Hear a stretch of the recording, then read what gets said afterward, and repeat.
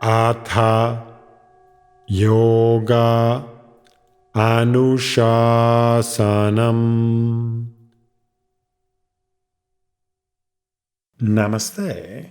Welcome to Unravel the Thread, a podcast for people who want to apply the Yoga Sutras to yoga practice and to life today. Available online at simple-yoga.org, where you can also find videos for practice, dozens of articles, videos for chanting, and guided meditations to enrich your practice. I am Ruben Vázquez, your companion on this journey of exploration. I am grateful for your comments and questions. It really makes my day to know that Unravel the Thread is making a difference in your practice and in your life. This podcast presents excerpts from the book Unravel the Thread, the complete guide for living the Yoga Sutras today. If you love the podcast and want to support my work as an independent content creator, on the simple-yoga.org website, you can easily donate to keep the podcast going. On today's episode, we continue our exploration of Chapter 4 of the Yoga Sutra with Sutra number 11 that says, "These impressions are caused by the afflictions, klesha, and result in birth, lifespan, as well as pleasant and unpleasant experiences. The impressions are supported by ways of being, citta vritti, tendencies, vasanas, and by the objects that can be experienced. When the causes, effects, support, and objects are removed, the impressions disappear." This aphorism weaves together the major themes from the Yoga Sutra. Related to Sutras 212 to 214, the sutra explains how the 5 afflictions, not knowing your true nature, avidya, your sense of self, asmita, your likes, raga, your dislikes, dvesha, and your sense of self-importance, abhinivesha, keep generating impressions that manifest as ways of being through your actions and interactions. The objects and circumstances in which they appear will facilitate the emergence of some of your ways of being, which will leave new imprints in your memory. These impressions will create new potential conditioning that will influence your future perceptions, intentions, actions, circumstances, and experiences. How can you make these impressions and their effects disappear? As in other sections of the Yoga Sutra, Patanjali in this aphorism states the problem and its solution.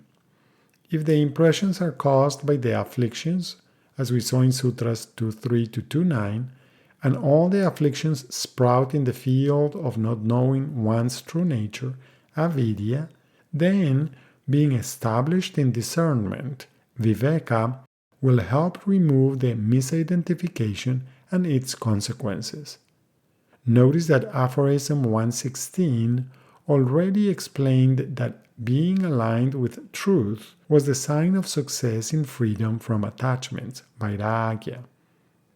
The patient persistence of practice, abhyasa, and detachment, vairagya, is the method for regulating your ways of being, which are the support of the impressions.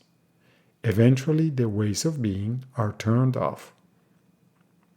The objects that can be experienced include both sensory objects that draw our senses, as well as situations and circumstances leading to storage of new impressions. Notice how the 8 limbs of yoga provide a complete program for the removal of causes, effects, support, and objects that generate more internal reactivity. The yamas provide ways to create mental, physical, and emotional harmony around you. The niyamas lead you to establish contentment through creating inner mental and emotional harmony. Asana practice optimizes body function. Pranayama enhances the flow of vital energy by purifying and modulating your respiratory processes. Pratyahara draws your senses inwardly to delve deeply into the subtler aspects of yourself. Dharana and dhyana establish the focus of your mind for accurate perception free from interference from beliefs and preferences. Then you abide in your natural state, in deep harmony with the flow of life and established in true wisdom, samadhi. To what extent are you able to notice the causes of your deep-seated emotional interferences? What ways of being support your emotional imbalances? What circumstances are conducive to their survival? How are you removing your deeply ingrained subconscious impressions? When you choose to be still, is there inner silence or endless internal commentary? How are you creating effortless, peaceful impressions through your practice and life? As usual, one more way of exploring the meaning of this sutra is by chanting it. You can choose to chant it in its traditional form with some of the words coming together. Hetu phalashraya lambanai samgrahitatvat eshama bhave tadabhavaha.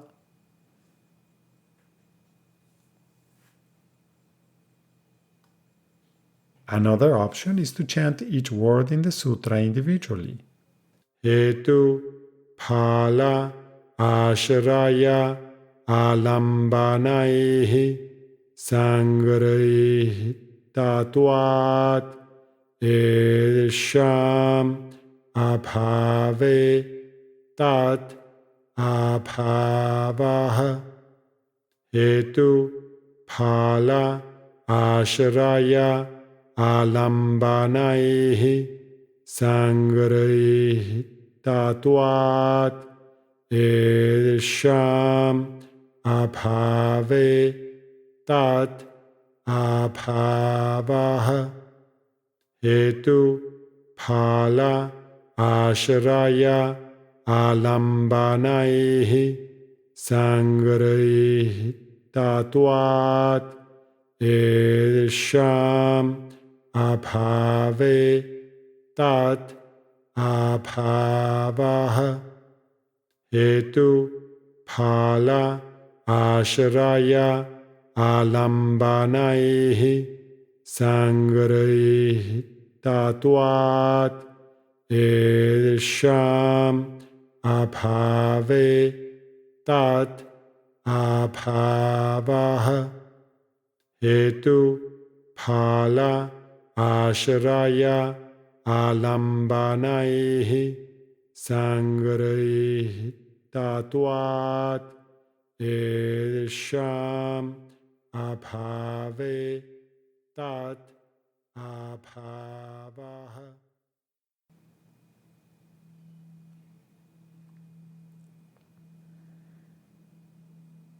Thank you very much for listening. I hope you can join me for the next episode when we will continue our exploration with Sutra 12 in Chapter 4. If Unravel the Thread is part of your day and you feel generous, I would appreciate it if you could support my work with a donation at simple-yoga.org. Thank you also for subscribing, liking, and sharing. Remember that you can have your own copy of Unravel the Thread. Until next time, Namaste.